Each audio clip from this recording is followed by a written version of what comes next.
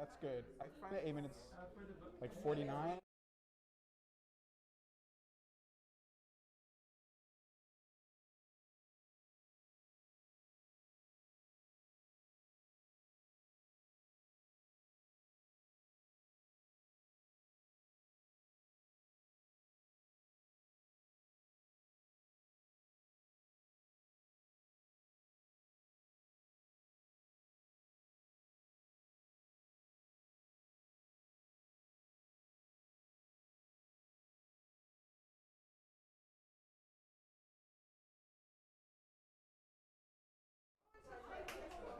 Thanks, man. Um, my thing, like the first time around, was just that everything I read, aside from my own launch, it was always with a group. Yeah. So I'd show up and I'm like, this should be fine, 5 minutes, whatever. And they're like, whoa, whoa. We want more, Mike. No, less. They'd be like, Oh, 5. about 2 minutes. Okay. About 2 minutes max. Neil just did an event this weekend for Blue Met that was 6 writers reading for 15 minutes each. 15 each? Yeah. And people went and Well, stayed? Neil was like, he was falling asleep on stage. Like, I mean, sounds not fun. no, it doesn't. It just doesn't. It's not why I go. I think one thing.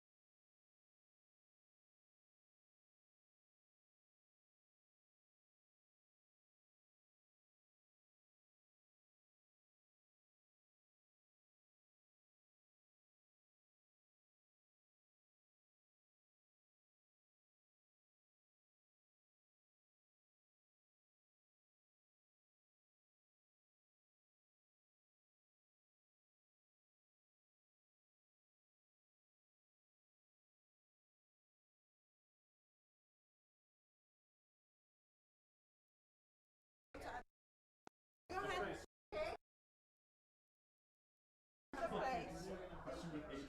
Okay. I'm doing that.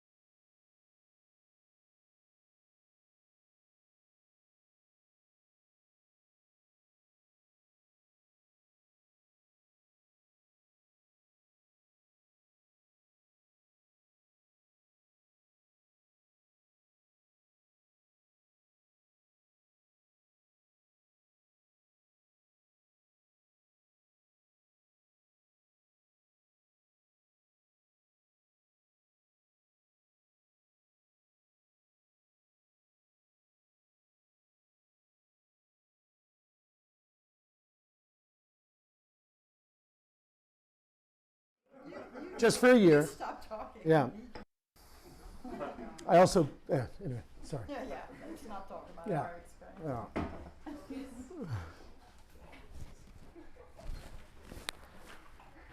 All right, welcome everybody who's here live and everybody who's on live stream for our first live event post-COVID. So this is,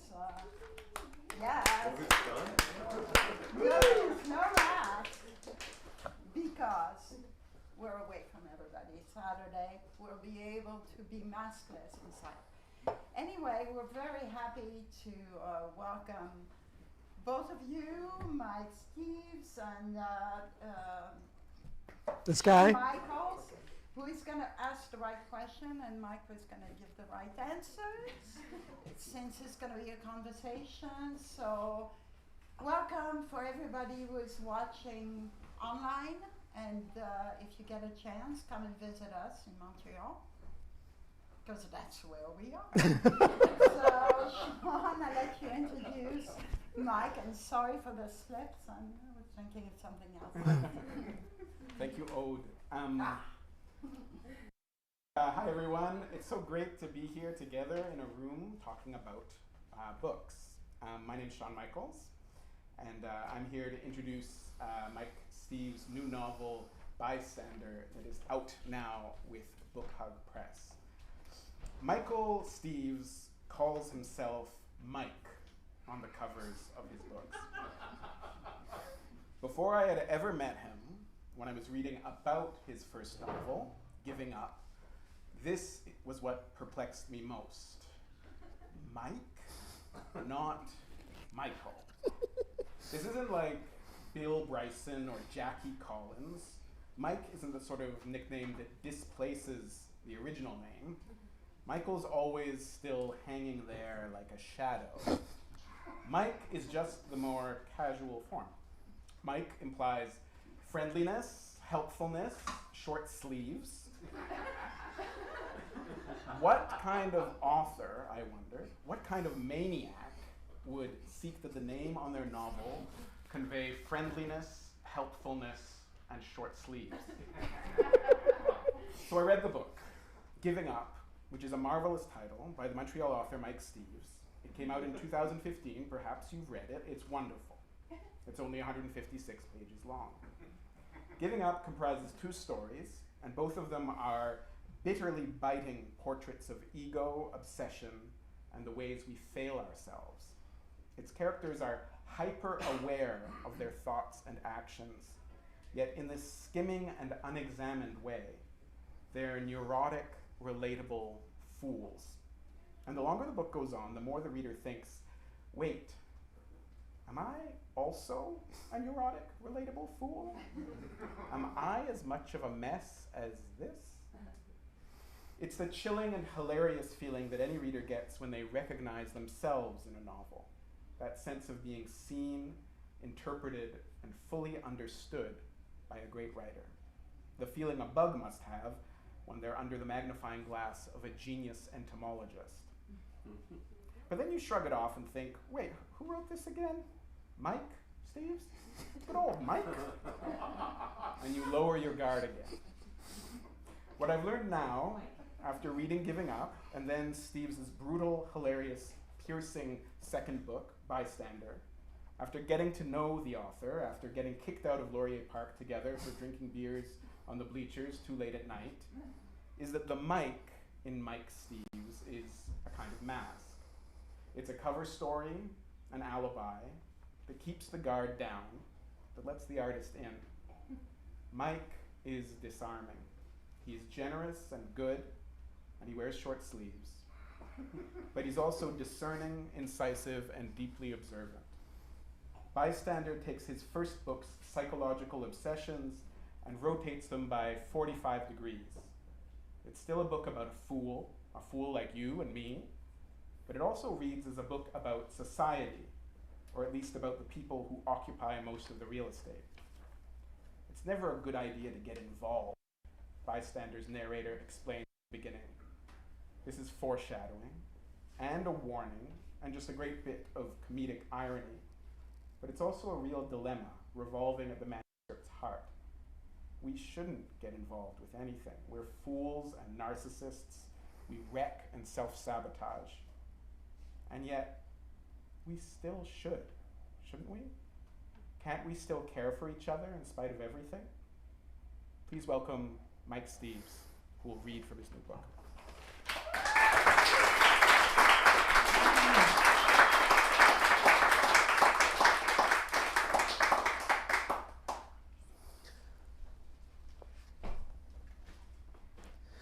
When I first started going on foreign assignments, I spent a lot of time reading guidebooks and Wikipedia articles on the history of the culture, history and culture of the places I traveled to.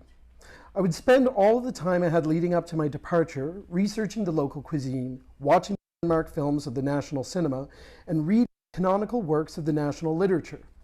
I would study the structure of the government and the major events of the country's history, and I did my best to grasp a few basics of the spoken and written languages. I told myself that all of this preparation would demonstrate to my would-be hosts the respect I had for their traditions and way of life. And I saw all the time I spent on this research as an investment in my future self. You're expanding your cultural awareness, I thought, and you're increasing your understanding of your own culture by gaining an appreciation of the way other people see the world and live their lives. I told myself this while I was preparing for my foreign assignments, even though I knew that deep down I didn't believe it. I wasn't curious about the people and cultures of the exotic locales I was sent to. Instead of curiosity, there was indifference. In place of admiration, there was good-natured condescension. Eventually, I had to admit to myself that I never had any interest in going to these places, and that I was only interested in being able to tell other people about the places I had been. You could say the whole point to learning so much about the countries where I went on my foreign assignments was so I didn't have to bother once I got there. I struggled to master the rudiments of the language so I would never have to actually learn it.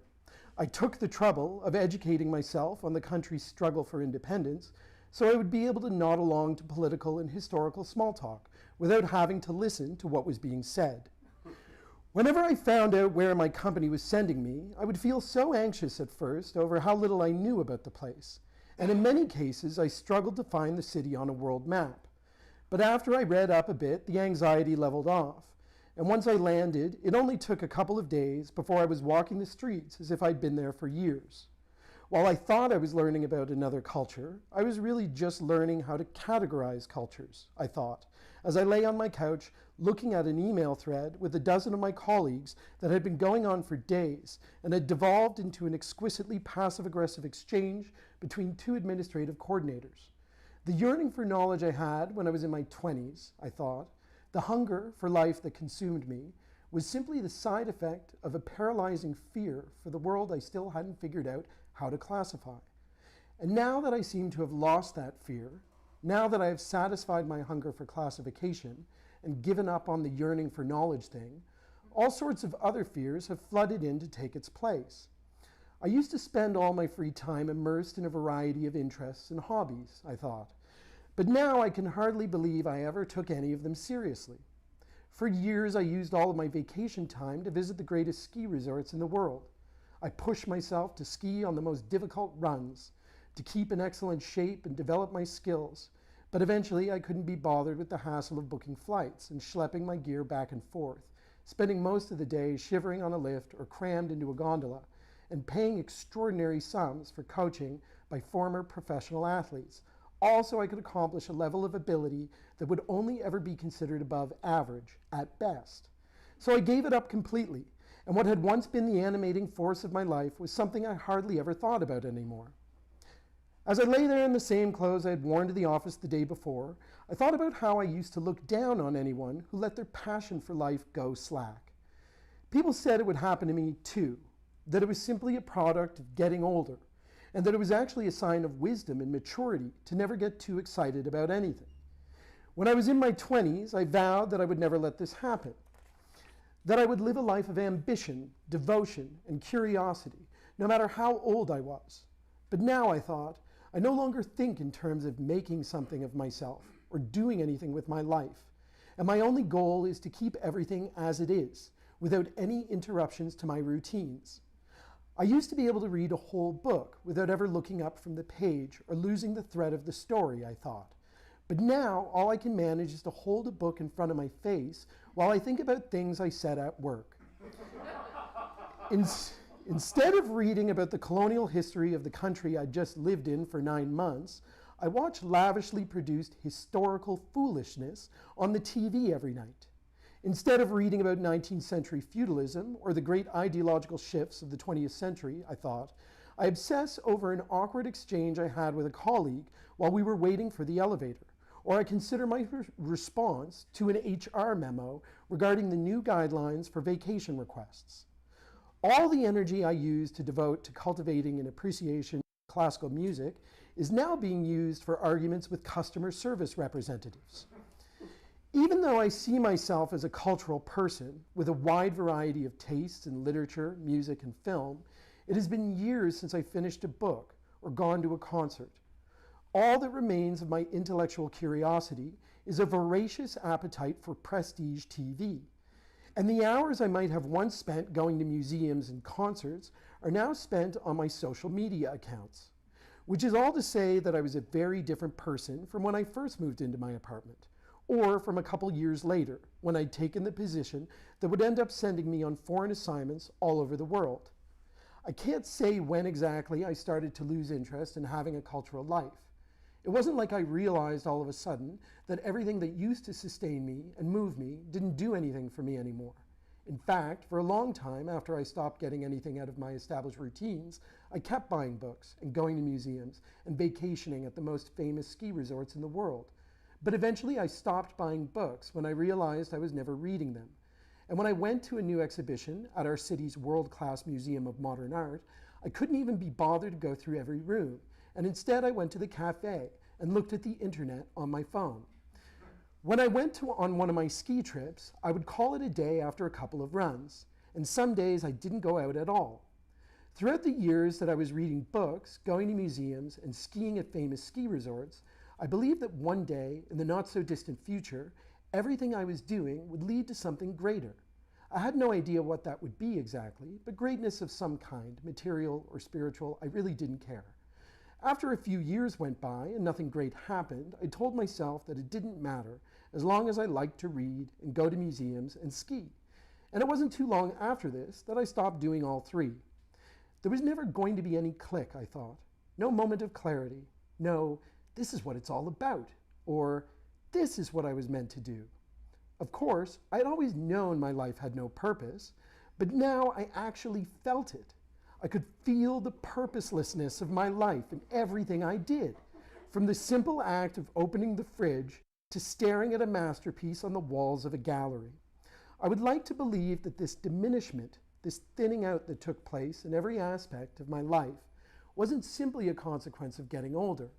I'd like to believe that I was so depressed by the daily catastrophes in the news that I found it hard to concentrate on anything else, or that I became so frustrated at work that I simply told myself a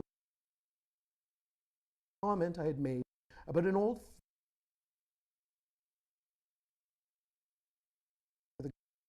in a chat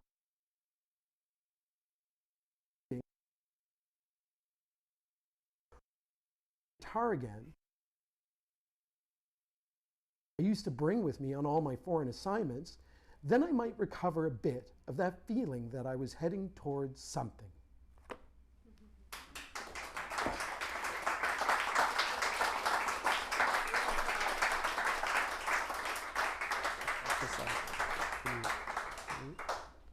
Thanks. I feel listening to you, but also reading the book, this constant barrage of the thought, like, what a jackass, and also same. Like, and I was wondering, one of the things that always strikes me, because I feel like I'm a very different sort of writer in some ways, is like, how do you keep track?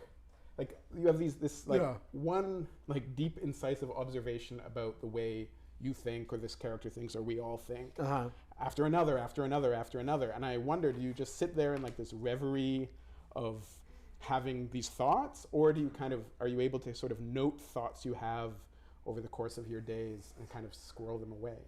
Yeah, I don't know. So I worried about that because I'm like, I don't plot these things out. I don't say like chapter 1, he's going to rob the bank, chapter 2, he gets caught, or what have you. So I am concerned, or I was aware about the risk of repetition. And there is like recursiveness in the book, like certain things, like prestige, TV keeps on coming up. That's not necessarily like a thought, it's just something that he's doing. And so I don't keep track of them, and I probably use the editing process as a way of like removing stuff that is repetitive or that keeps on cropping up in a way that isn't clever, but that is actually obviously just me forgetting what I had written 50 pages before. But I think probably also there's just like I don't know how to say it, like there's like modes, right? So it's like the first part is like returning from this foreign assignment mode, and he's not really interacting with anybody in his neighborhood. And so he's going to have like work thoughts, and like I'm also just laying the groundwork for what's coming. So you're getting sort of like who I am, like this particular asshole. And then, because when I was looking for a part to read for this thing, when it gets into the stuff later on, it's like when he's out in the world in the second part, and he's interacting with folks and that sort of thing, you start getting different styles of kind of ruminations, but that's a long way of me saying I don't know how I organize that, but it was something with both books that I thought about, because I'm like, why don't I just, when every day that I write, why don't I just keep on writing the same thing? How do I move this forward? And I just feel it, Sean. Maybe we should, I should say, I'm going to talk to Mike for a while, and then I'm going to, hopefully, I'd love to open the floor to any questions you have. And, if you have questions, it can be really exciting to hear them, because they're more interesting often than the things I've ruminated on. So as we talk, if Mike says anything that you'd like to hear more about, kind of really try to notice that question in your head and store it away for a bit later. Yeah. And because we'd love to hear it. Why don't we start? I thought we could, let's talk about that initial, what's it called? The inciting incident. Yeah, sure. Yep. The Bystander begins with a sort of tragedy or big event that sends its relatively complacent narrator into a tailspin. Yeah. And I was hoping we could start by talking about that event. I think the spoiler's okay. Yeah, that's and fine. And about what sparked that in you. Yeah, so it was like it was an actual thing that had happened to somebody that I was close with.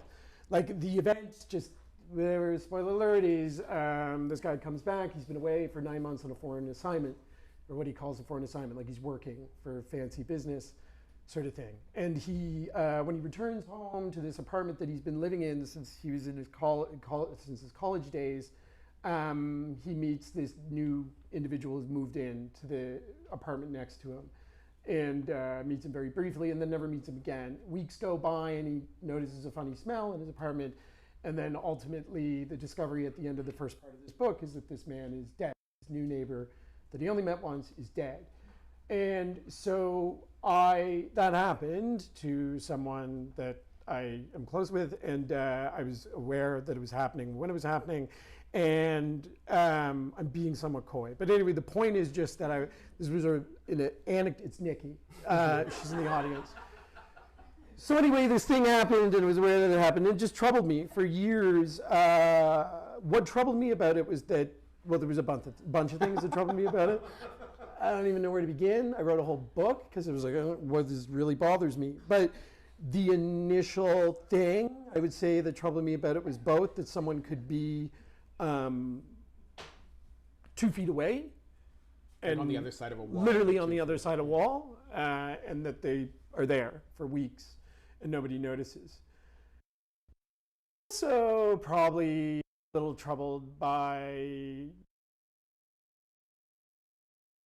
that I had at the time to this thing, like, and wondered about that, you know, because it's like, what could you do?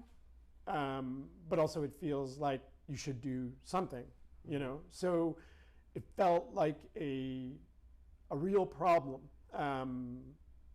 And something that I think is probably, I don't know, part of living in a big city and close to people and this sort of thing. And there's this weird thing that happens where you're both proximate to people and also not at all. And after it happened, I was like, oh, this terrible thing happened. And then, of course, it's like anything. Like, once you see something, you see it everywhere. So after that took place, I would hear these stories from people I know all the time. Be like, oh yeah, that happened there, and I'd be like, oh goodness. And it was a similar sort of thing every time, just people sort of dying, and like not, like nobody knowing about it for a period of time, usually in apartment buildings. And I just found that enormously disturbing. Yeah, so that was the inciting incident. And I guess I can elaborate and just say, like, so it wasn't me that actually, like, the events that are narrated in the book that have to do with Peter Simon's experience of that event were not my experiences. They were that of my wife, Nikki. I'm not Peter Simon's. I'm not like that guy. She's not like that guy. No, she's not. No. I know her. I can vouch. I think we've talked about this a lot, but there's like something distinctly bizarre as a writer, and maybe even particularly as a novelist, just because novels take a long time. Yeah. That, you know, this is an incident that can happen in someone's life, maybe Nikki's, and sort of pass, you know, it's one moment, and then you can overhear this, and then it becomes like this kernel of, you know, your life's work for 5 years. Yeah.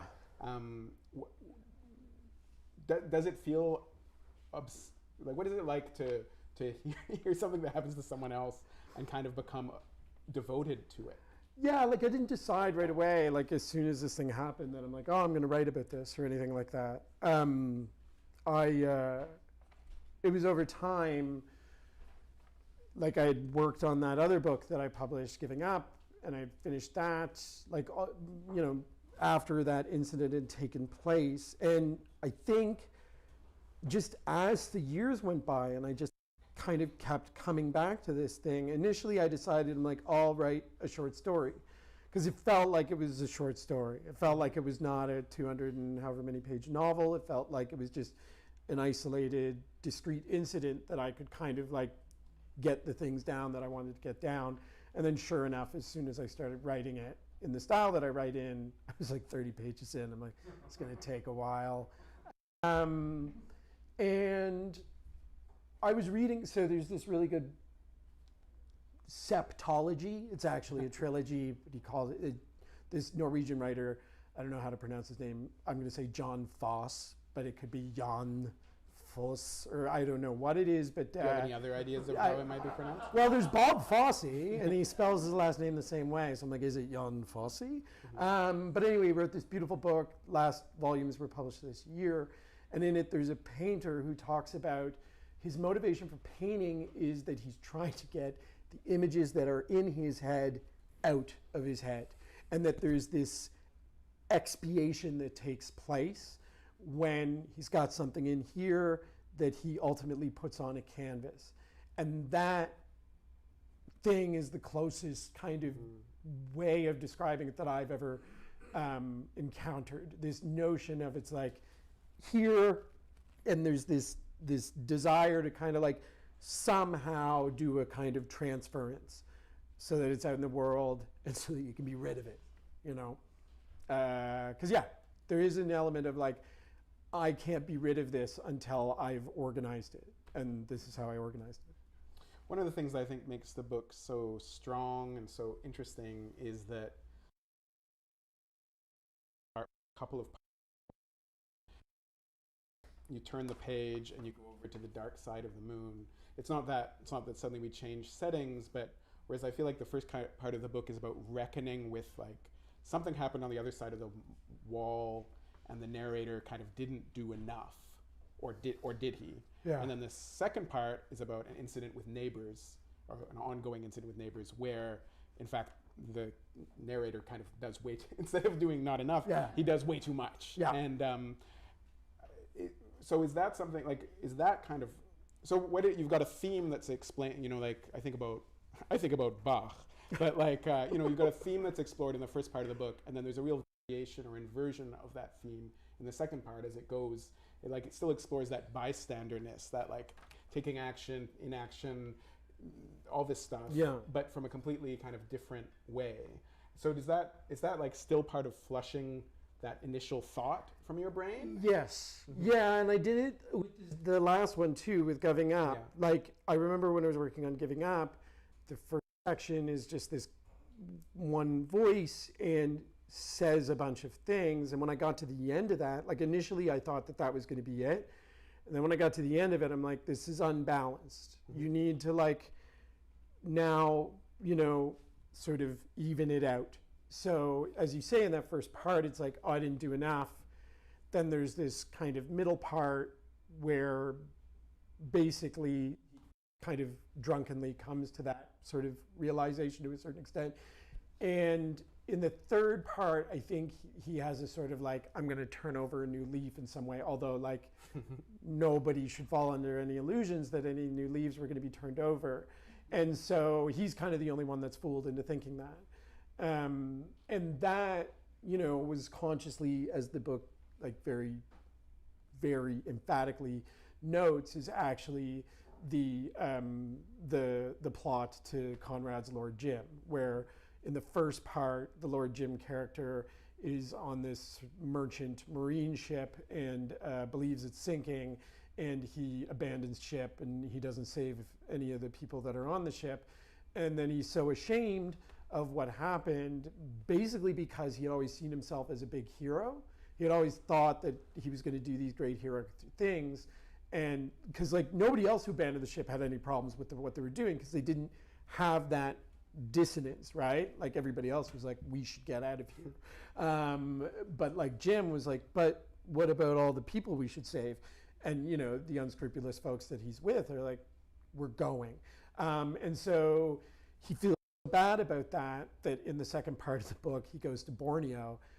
It's not called Borneo in the book, I forget what it's called, but he tries to like redeem himself by like taking up with like, you know, people that are living there and the tribes or the kingdom that's living there, and like serve as some sort of savior. And he gets shot in the head or chest, I can't remember where, but like doesn't go well, you know. And so, yeah, like I don't know what I'm saying when I do that. It just seemed like the right trajectory. But I think it is like, I feel like a lot of certain kind of art making or writing is really, like it's all about finding that second gear.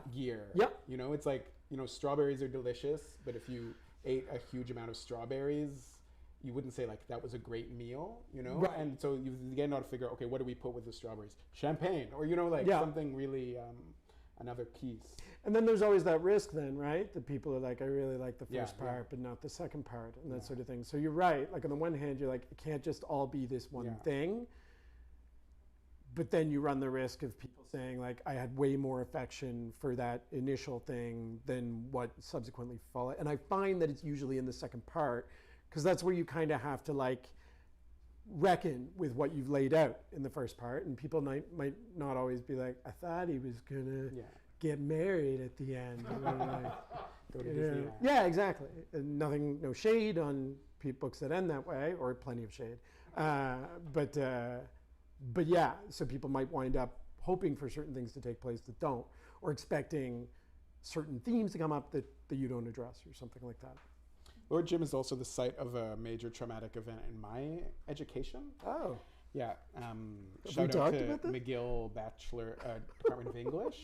I remember, we read Lord Jim is Professor Alan Hepburn here? Hopefully not. No, he's not in the audience tonight. He's probably on the live stream. Professor Hepburn was a good teacher. But there was we were reading Lord Jim, which I loathed. Yeah. This is a much better book than the works of Joseph Conrad. And I remember he had some question. I don't remember if it was rhetorical. It seemed like a rhetorical. You know, he had a question for the class about Lord Jim, about the themes or something, and no one was and he was just berating us, demanding an answer to his question, and finally I was the fool who offered an answer, and then he like he was just like, what an idiotic See, how response. do you do that? How do you do that? And it was one of the it was the only moment I think of like public humiliation in my university time. Yeah, that sounds okay. That yeah. sounds awful. I mean, Brought up a lot of bad feelings. I'm glad you named him though. Yeah. Wherever he is, don't do that to students. No, don't. Okay, Peter. So Peter is a straight cis white man, yes, as I am and as you are. Mm-hmm. But he feels, reading this book, I felt like he was even more generic than just like a person like you or I who is a unique human being in spite of his commonplace features. He seemed almost like at certain times this kind of doughy manifestation of white supremacy or the patriarchy. And I wondered if you could talk about like that decision to make him even more, like he is very individual and has, specific thoughts, but there is like this deliberate formal stylistic genericism. You let him be like a stand-in for a certain kind of person in a way that some writers would like be pushing back. Often the work is like, how do I individuate this person? I don't want to represent a stereotype. I don't want to represent an archetype. And I feel like in a weird way at times you kind of like ran towards them. Yeah.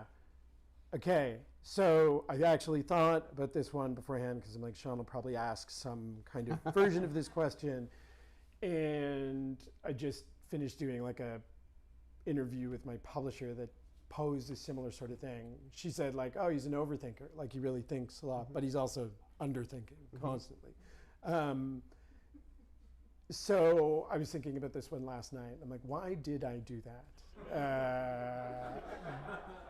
What was that about? And it's kind of like if you were being less generous, you could pose the question is like, why is this guy such an unremitting, like why is he so unpleasant? Like why is he thinking in sort of these, as you say, like just these kind of like very generic kind of stereotypical ways about everything?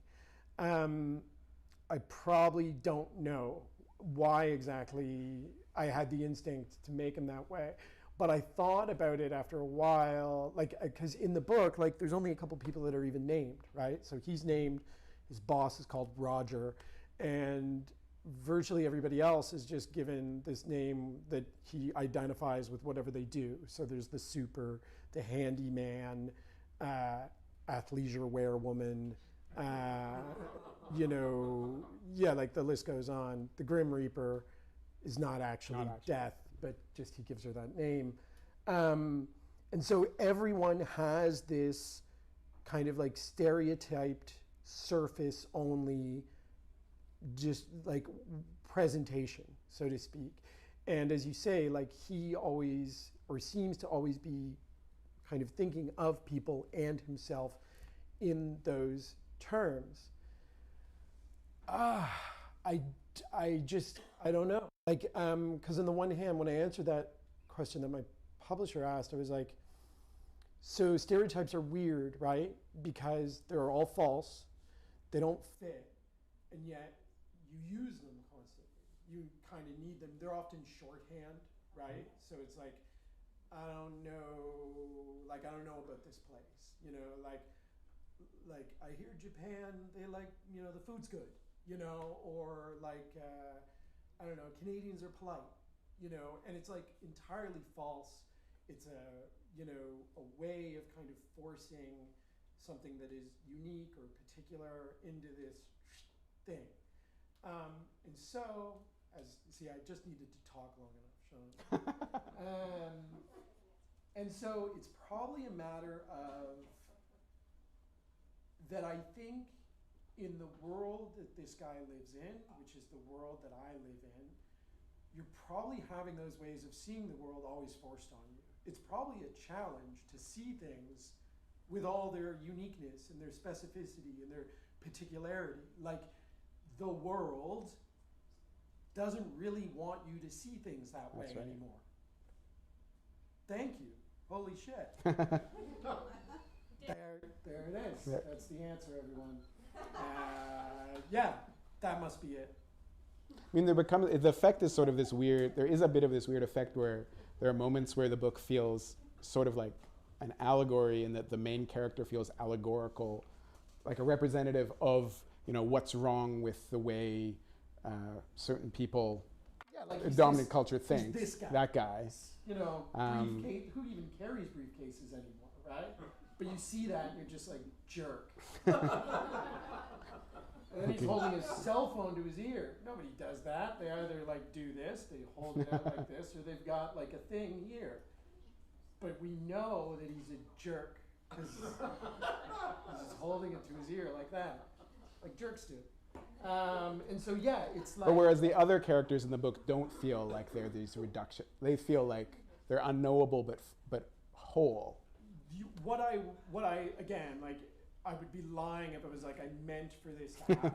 But what I noticed afterward was that the other characters in the book, as you say, like, feel like if you could just like move him out of the way, if you could just like take his screen he puts over everything, you might see these people. But unfortunately, he's in the way, and so like they wind up being characters that like they're defined by like the negative space, like. Everything that he says about them, you then are really like, I probably gather what they are based upon like what's being filled out beyond that. So yeah. Whereas he, unfortunately, like doesn't have much left. There's not much left in him that like could be said like to be his own. Distinguishing. Yeah. Yeah. I don't know how he wound up like that. We don't get his backstory. That's right. Yeah. What happened to him? What A breakup. Yeah, it's a breakup. But at the same time, or not at the, but okay. For me also, this book really felt like a kind of lament, actually. Okay. Like there was this note of kind of like amused sorrow that I put in, I have a blurb on. Yeah.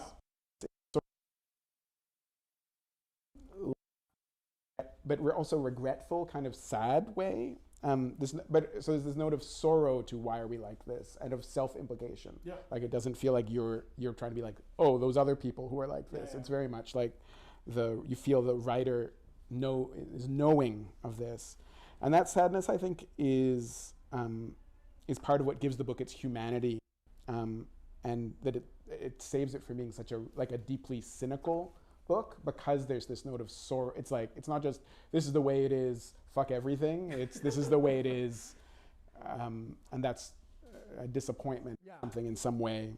Was it important to you that the book not slip into a sort of nihilism? Yes. Yep.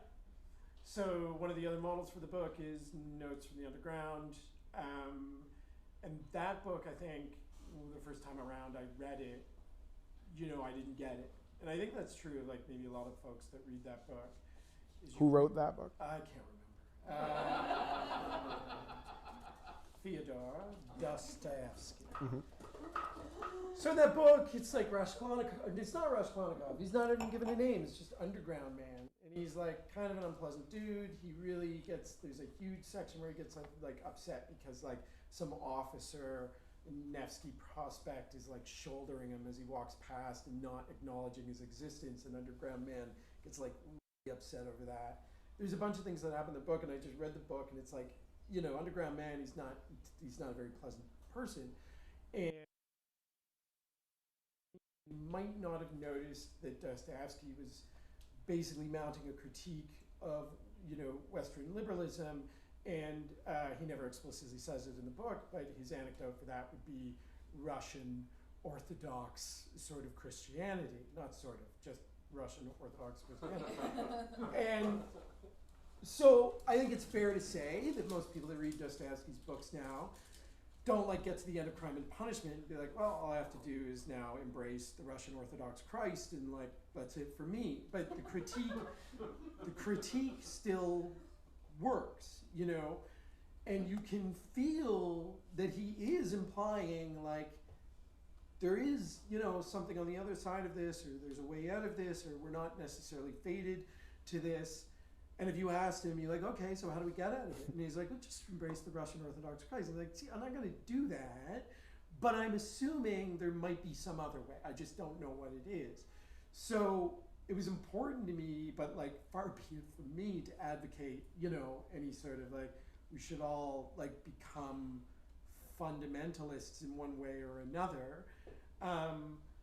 But it would be disingenuous of me to say that I didn't, you know, because I recounted the anecdote earlier that led to writing this book, that I didn't think that, you know, there was a problem. There is kind of a problem to a certain extent in the way that at least I, you know, organize. I just realized my hand on the mic the whole time.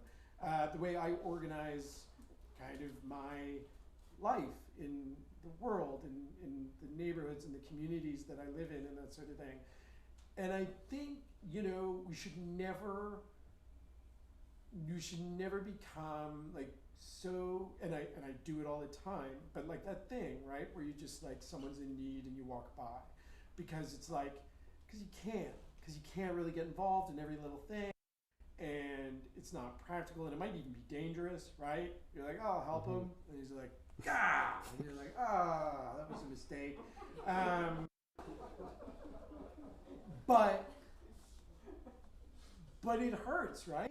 It hurts by that stuff, and it hurts to not do that and to know that somehow we live in a world where it's like, I think the neighbor's dead, and be like, yeah, let's just leave it to the super though, right? Like this, don't get involved. This is the whole thing. We're gonna miss the movie if you report it, you know. And so, just this, you know, it's cold a little bit, right?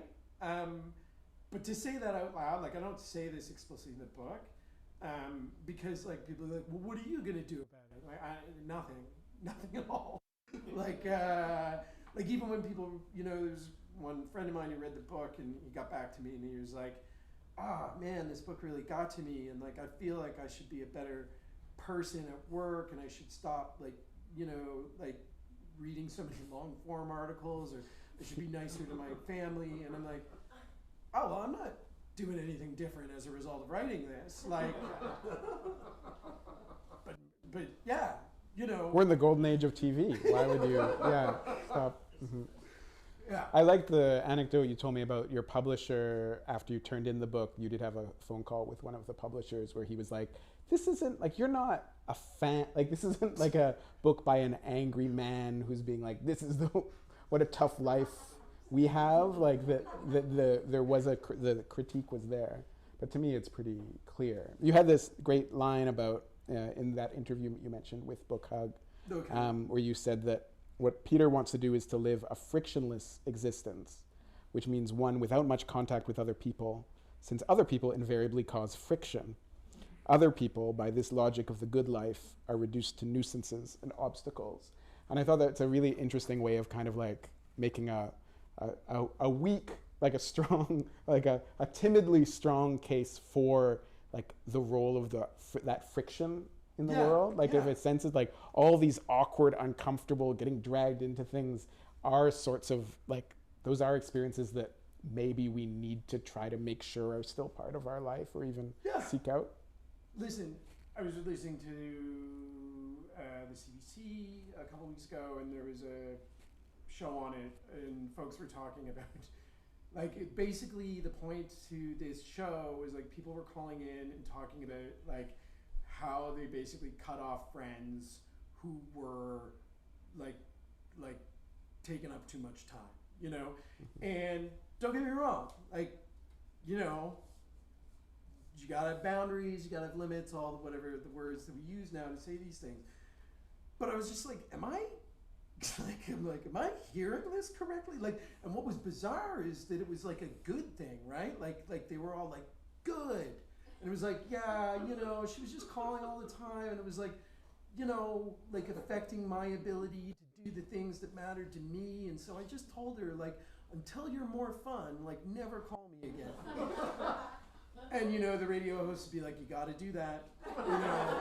And they were like, I know. I apologize to, you know, I'm sure these people are awful and they deserve to be cut off. Please interview Mike about the book on the radio waves. Yeah, exactly. So, you know, like, this So Yeah. yeah, the thing that you said about the frictionless thing, it's like, I feel like the culture actually kind of tells us this, right? It's like, you know, your job difficult, quit it. Like your friends like want you to do things, fuck them. You know, like get new ones. You know, like they're not like helping you. Like you know, be all your whatever, all the amazing things that you need to realize in yourself. And like Ode referred to Catholic school, and like I did go, and like so I, you know, I did the Catholic thing until I was 18, and I took like a philosophy class, and like wait. But up until that point, like I liked the message sometimes, and the message was just like it's a little more Dostoevskian. It's a little more like suffer for other people, you know, and like think of yourself at your peril, you know. If you're like thinking myself for a second, like the hellfire for you. You're like I could use a new shirt and like burn eternally. Like I'll give it to someone else. You're like you're okay then. So like.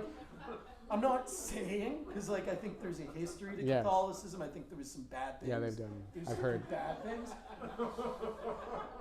I don't know. So like a balance between like cutting off all your friends who are like, "Can you help me move?" and like moving is a very good example.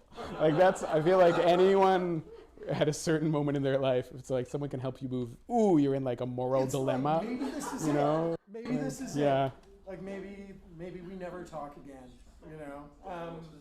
So yeah, like I feel like in this book, the main character, and I mentioned this in that interview, is I'm like he's actually kind of doing the right thing.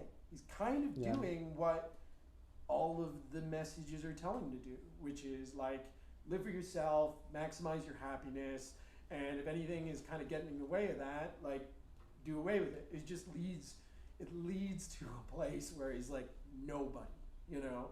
And it actually reminds me of, and I'll stop after this, but like in American Pastoral, the Philip Roth book, there's a character in it who becomes like, I guess there's like a religious practice, it's called like Jainism or something, Jainism.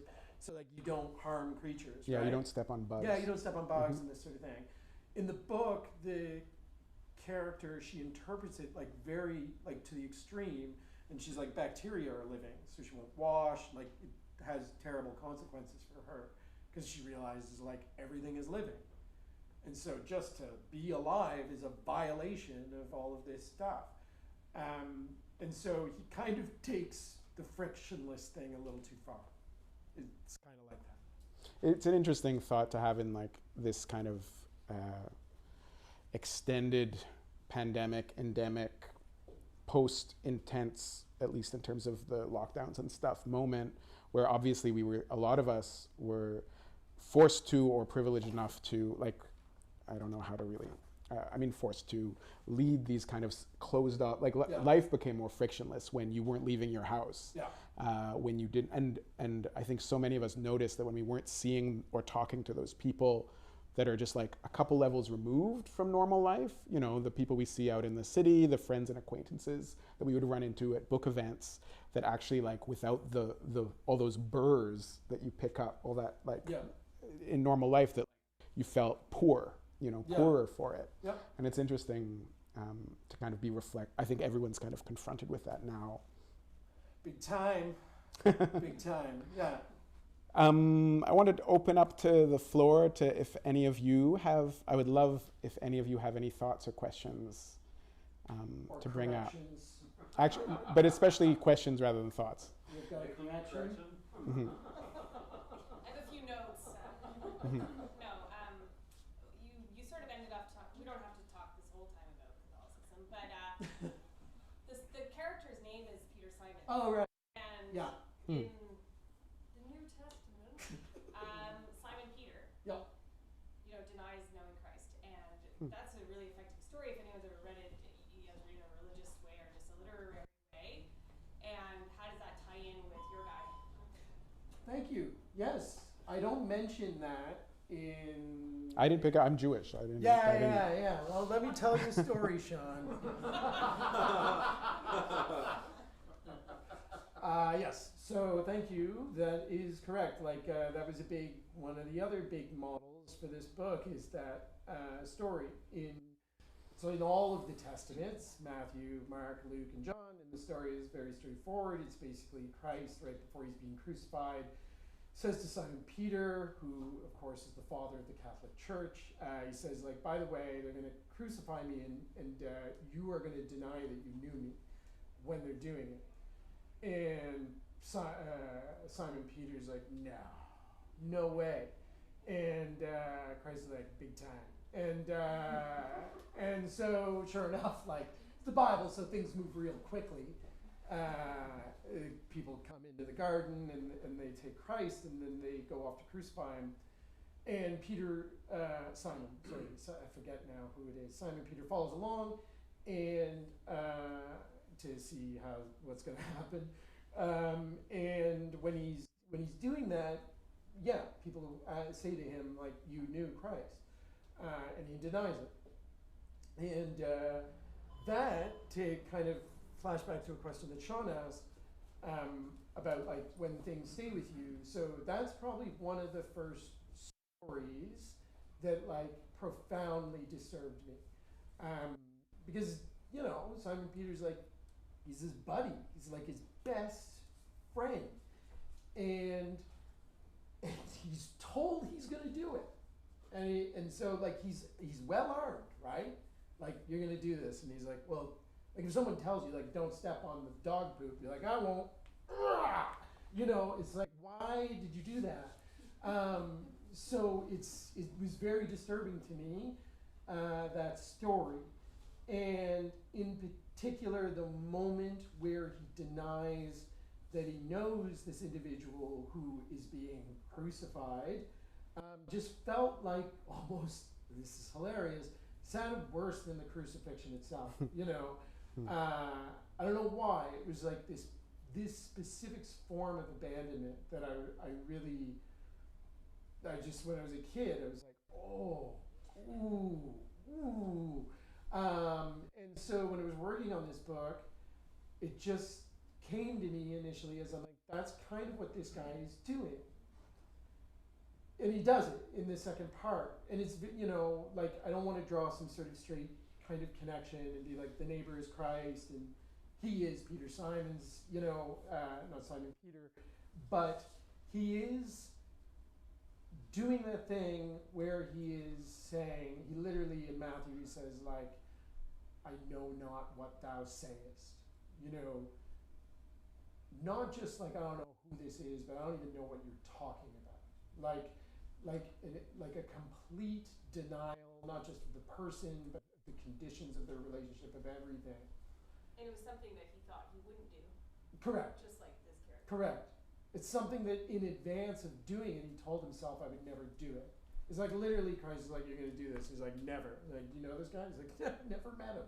And it's like, it happened. And in one of the stories, I think it's Luke, it's awful, because when he does it, Christ somehow is like, and then Christ looks at him. You know, so he says, like, I didn't know him. And then the cock crows, and then, like, Luke is like, and then Christ looked at him. They're like, oh, God, it's awful. It's so awful. And then a few years ago, I read this book. Well, I didn't read the book. Heather knows that I didn't read the whole book. It's Eric Auerbach, Mimesis. So I read the part that was on this.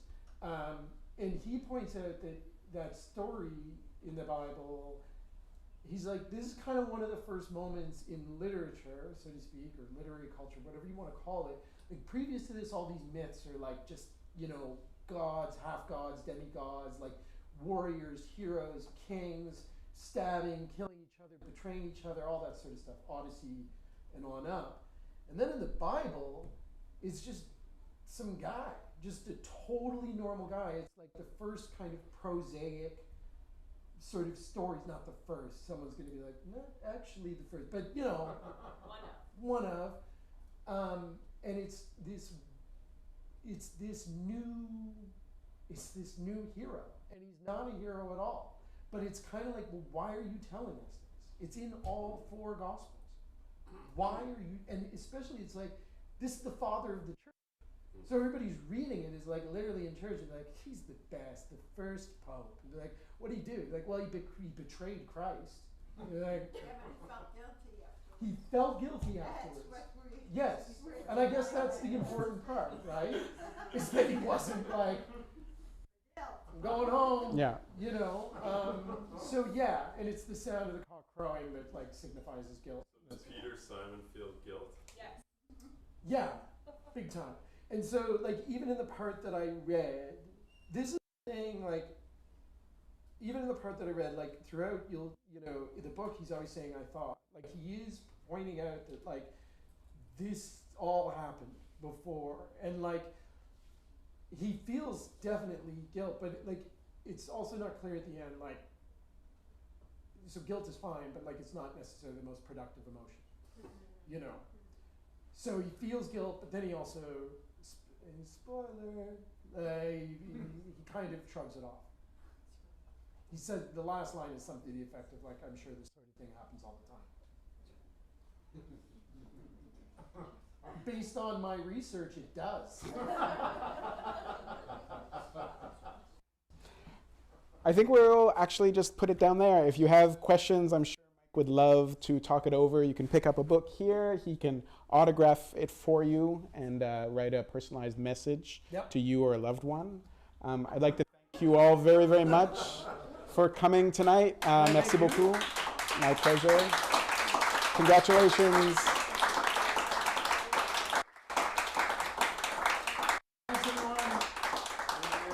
Enjoy the rest of your evening. Thank you. Thank you.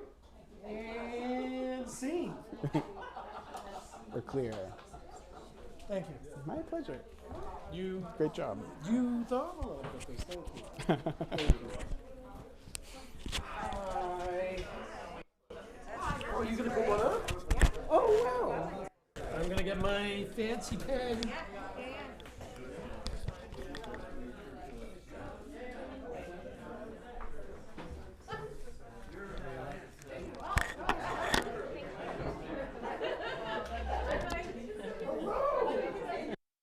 Thank you so much for coming.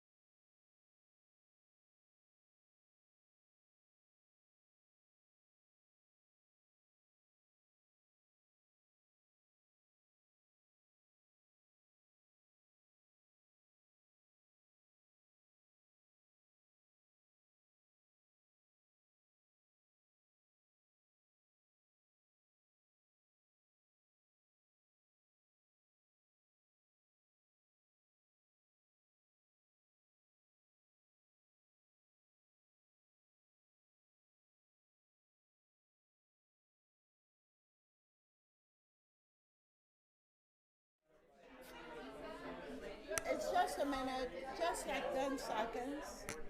These haven't been on the whole time, have they, Liz? Oh, God.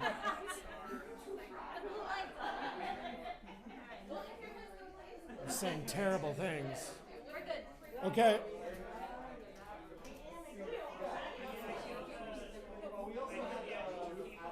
All right. We just wanted to say goodbye to all of you online, and we're going to stay with the live people Thank you so much for tuning in. and buy the book.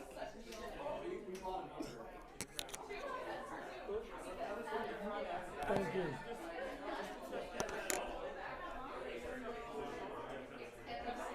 Hello. How do you feel about making this into me and Jason? I feel totally great about Sorry that. you can't be here. That's fine. I can't believe you made it. So Lori with an I, yes. Lori with an I and an E. Holy shit. I know,